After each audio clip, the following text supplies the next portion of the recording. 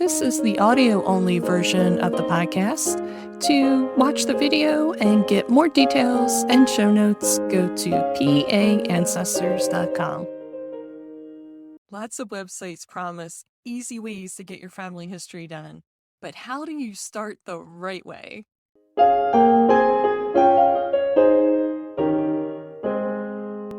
Hello, Pennsylvania friends. My name is Denise Allen, and I am a genealogy researcher and history enthusiast here in Pennsylvania. I consider it my job in life to help people discover their ancestors in Pennsylvania. I'm thrilled that you're here. This week's episode is going to be about getting started in Pennsylvania genealogy. You see, I realized that I had done 65 episodes about Pennsylvania genealogy and never talked about how to actually start. What's the step number one you should do if you find out you have an ancestor in Pennsylvania? I'm going to cover it now in this episode with three things that you can do to make sure that you've started your genealogy the right way, the best way, and it might make it easier for you too. The first thing you want to do when you're researching your family history, and this isn't just a Pennsylvania thing, this is really anywhere, is you really want to collect as much information from your living family members as possible. So really connect and collect from your family. Maybe you can think of this as reuse and recycle, upcycling. But really, our living family members now, whether they're aunts or cousins, second cousins, grandparents, great-grandparents, have these little tidbits of information that for you, when you're researching through records, will really, really help. How does this random story that my grandmother keeps repeating mean anything? And you'll find if you write down those stories and just take note of them, that there's details in there about places, events, times of like major historical times that happen, and how your family interacted in those events is in those details. And you'll be able to use things like newspapers, military records, vital records, court cases to really uncover more of the details of your family history. So go ahead, connect with your family members.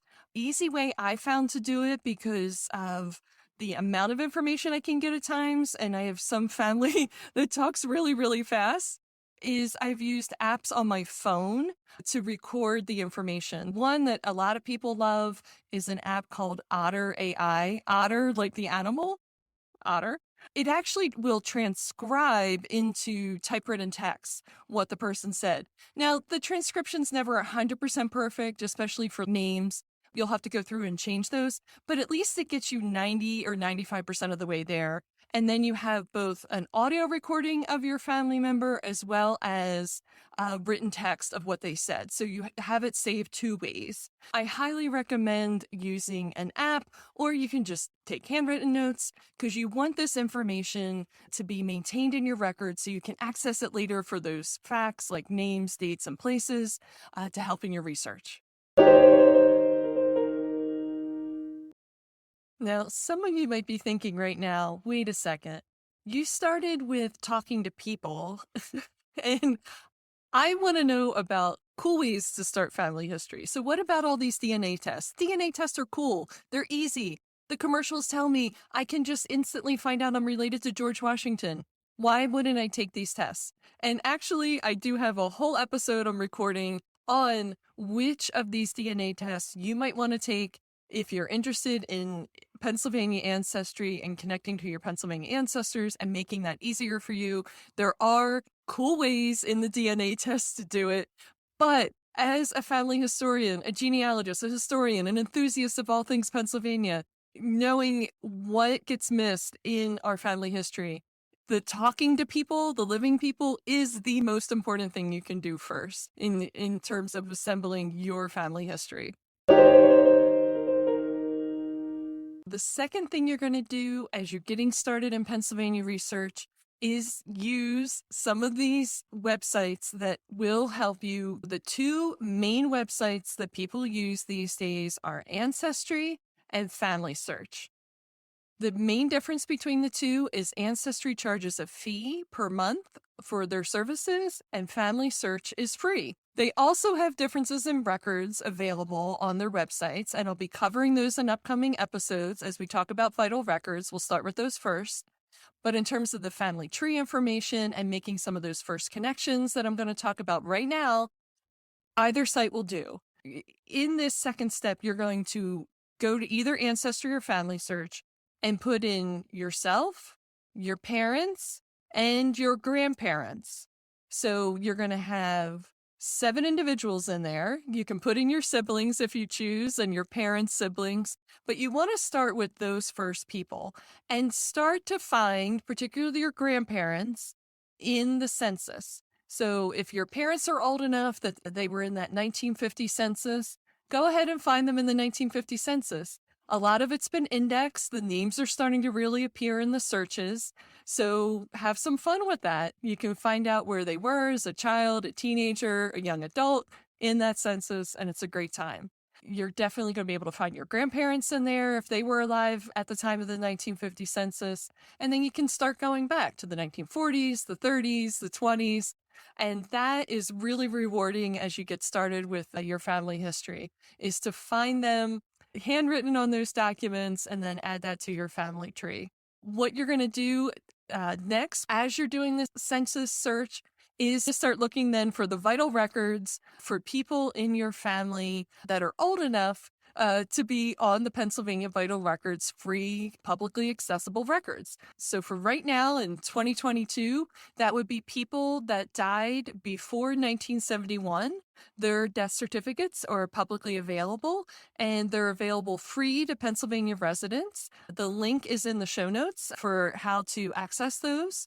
And for birth certificates, the ones that are publicly available and free are the births before 1911. Check the link in the show notes for those. And if you need vital records, birth certificates and death certificates for more recent dates, those are available through the Pennsylvania Department of Health, and I included the link in the show notes there. I'm going to go really in depth with these vital records and all the ins and outs of how to get them, the different varieties there are, because there are more than just one kind of birth and death record in modern history in Pennsylvania, and I know you can't wait to figure out what those are. Start with that basic outline for your family tree with the censuses and those basic vital records and see what you discover. The third part of starting off your family history the right way, and I use that term right very lightly. This is my preferred way to do it, and a way that I wish I had started it in some sense, and I backtracked and started it. But this third way is probably the most controversial to do at this very beginning point. You ready? And it's to share your family history as you go. Now, a lot of you listening to this are thinking, no, I want to share my family history once it's done. I want to finish it all, make it complete, and then I will share it.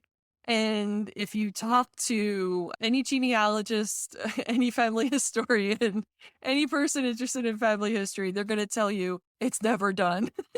There's always another record. There's always an ancestor that's a real sticking point.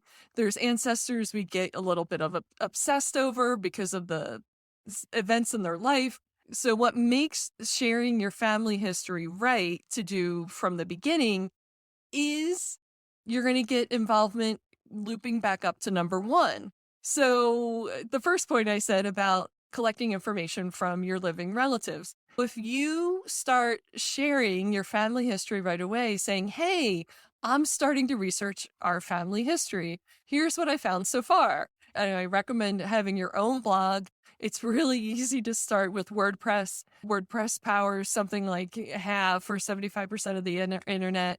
Just start with a free blog, an easy template. Don't make it hard on yourself. And just share what you find, and then send it to your family members that you just talked to in step 1.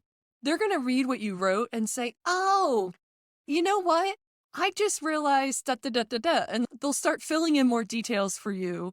It'll trigger more memories for them. And you're going to get more names and dates and places to help in your family history research. So you're going to hit that record button again on your phone. You're going to be taking those notes. and really capturing your family history.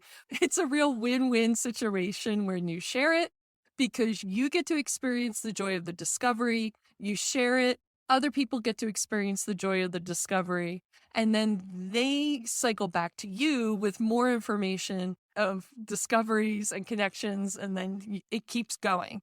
It's a great way to build momentum and enthusiasm around your family history as you go.